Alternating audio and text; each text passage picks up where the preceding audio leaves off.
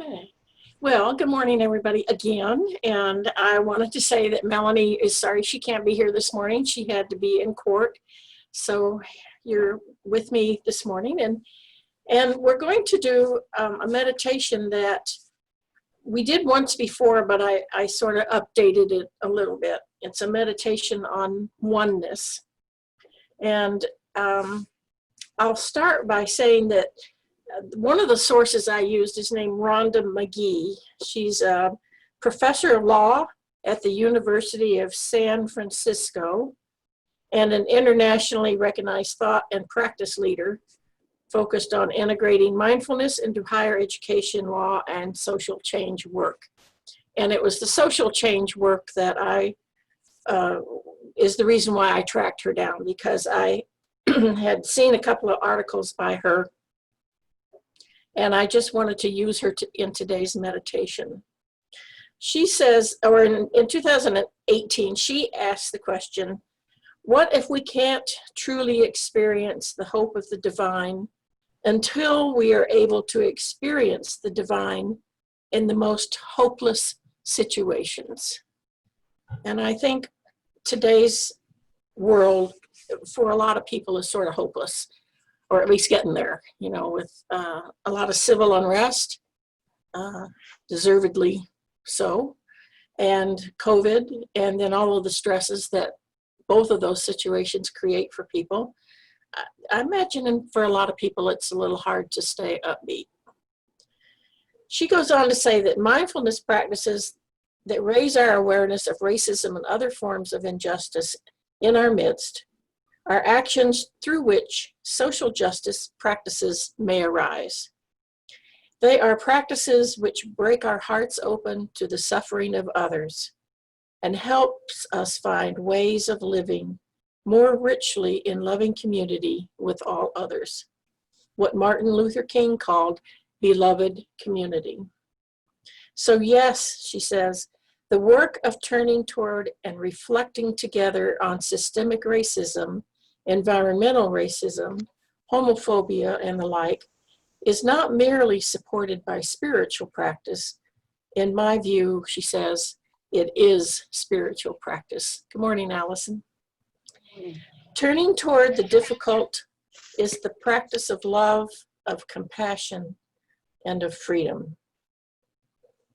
And then Ram Dass teaches us that our hearts may be breaking as we respond to the suffering happening now. And you have to excuse me if I break up on this one. He says, this is the right moment to let your heart break and let compassion and love grow. Look at your fear, bring it close, see it for what it is. Let go of what you can. Be brave, be loving. As individuals on the path of waking up, we can ask, what do I need to learn? We can be present, listen, be honest with ourselves, look at our emotions. Anger and fear are reactive reflexes, but we also find compassion? He tells us to show up as our fullest selves and to ask, what do you need and how can we support you? We all know we are connected to everything and everyone, and that there is profound truth in the ancient teachings that we are all one. We are all connected, not only to each other, but to all of nature and to everything in the universe. If even one of us suffers, we all suffer.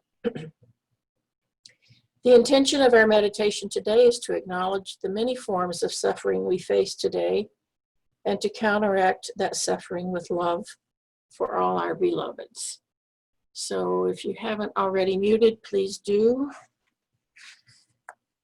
And we will begin. So sit comfortably. Close your eyes if you like, or just relax them. And relax your whole body. Breathe deeply several times in and out.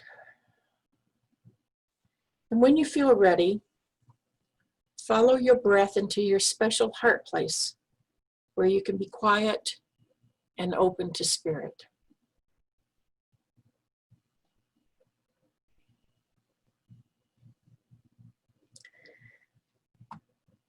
The Bhagavad Gita states, if you can see God, the oneness, in everyone, you can never do harm to anyone.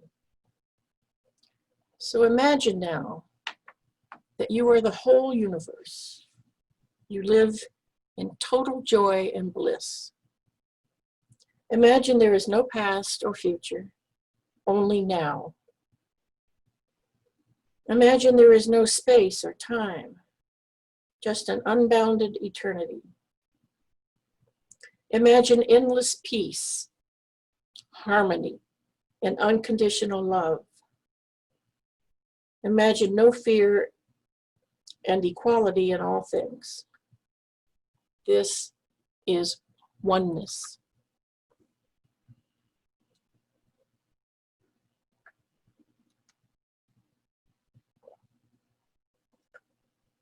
Now, invite your family and friends into your space to share this peace and love. Join hands with your beloveds. Ask your friends to join you and take their hands. Next, ask your family and friends to invite their family and friends.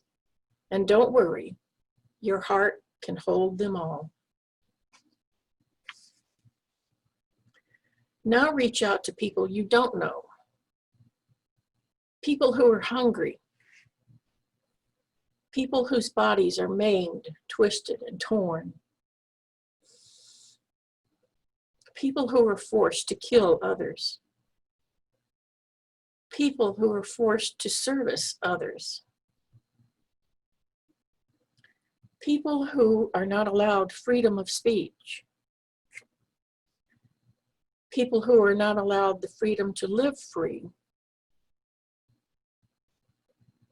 People who are disenfranchised. People who endure racial, gender, indigenous, immigrant, and any other form of discrimination. People who are unjustly or cruelly punished or incarcerated. People who have no homes or shelter.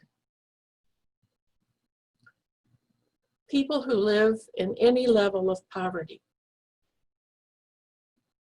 People who live and cope with bullying and all forms of open and hidden oppression. People who are physically, sexually, emotionally, and financially abused. People who suffer from disease. People who are challenged with physical and mental conditions. People who suffer with drug addiction, alcohol addiction, gambling addiction, and addictions of any kind. People of all colors, ethnicity, gender, and races. People of all religious and spiritual beliefs. People who are human beings like us, our brothers and sisters.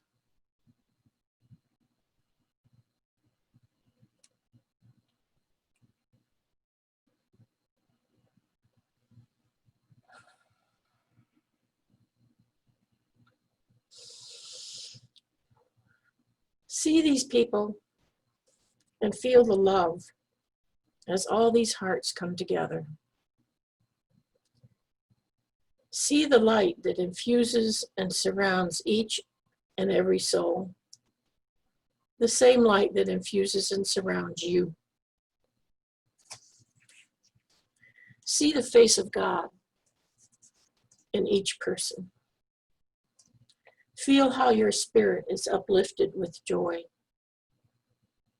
See God's light as it arises from your hearts and surrounds everyone around the world in a circle of love.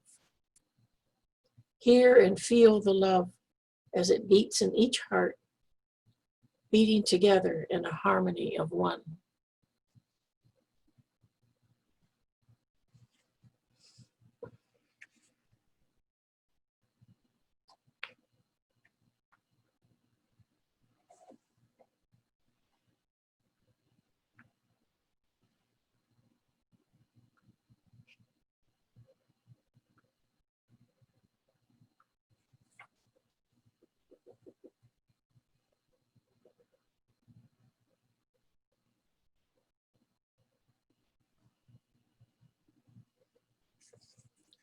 Let the beat of your heart lift you higher. As you gently rise up, you can see your house and neighborhood. Going higher, you can see the entire city, and then your state, the whole country. And finally, you can see the entire world far, far below. You rise high and higher, drifting in a gentle free fall in space, out among the twinkling stars in the light of the universe. Looking down, you can see all the people of the world covered in the love flowing out from your heart. Gradually, as you look around, you become aware that all those beloved hearts are still together, holding hands and joined in spirit. Looking down in awe, you see that the world below is so beautiful. There are no boundary lines, nothing physical separating people from one another, from nature, or from spirit. Time and space are nothing. We are all one. All are bathed in the light of the universe and held by unconditional love. Take a moment to just float quietly, enjoying the solitude and peace of the universe. Feel the love. Feel the people around you and bask in the peace and joy of being one with all hearts.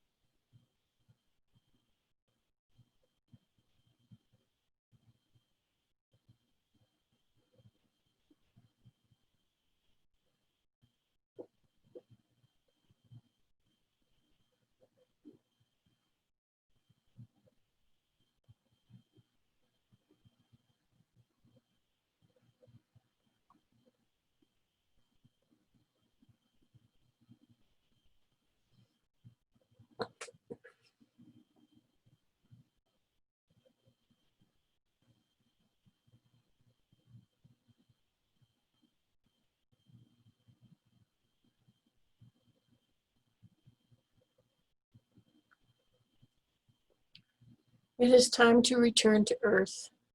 So begin to drift down back into your heart space. Gently release the people of the earth, your beloveds, and say goodbye. Re-enter your body, and when you are ready, open your eyes.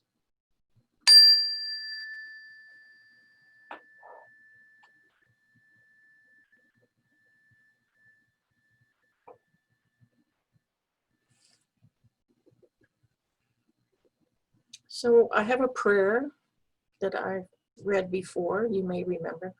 It's called "We Are One with You" by Thomas Merton. Oh God, we are one with you. You have made us one with you. You have taught us that if we are open to one another, you dwell in us. Help us to preserve this openness and to fight for it with all our hearts. Help us to realize that there can be no understanding where there is mutual rejection. Oh God, in accepting one another wholeheartedly, fully, and completely, we accept you. And we thank you. And we adore you. And we love you with our whole being. Because our being is your being. Our spirit is rooted in your spirit. Fill us then with love. And let us be bound together with love as we go our diverse ways, united in this one spirit which makes you present in the world and which makes you witness to the ultimate reality that is love. Love has overcome. Love is victorious, and so it will be for all time. And so it is.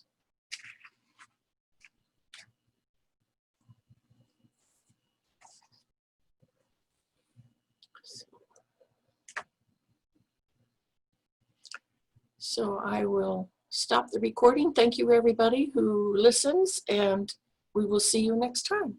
Have a good day.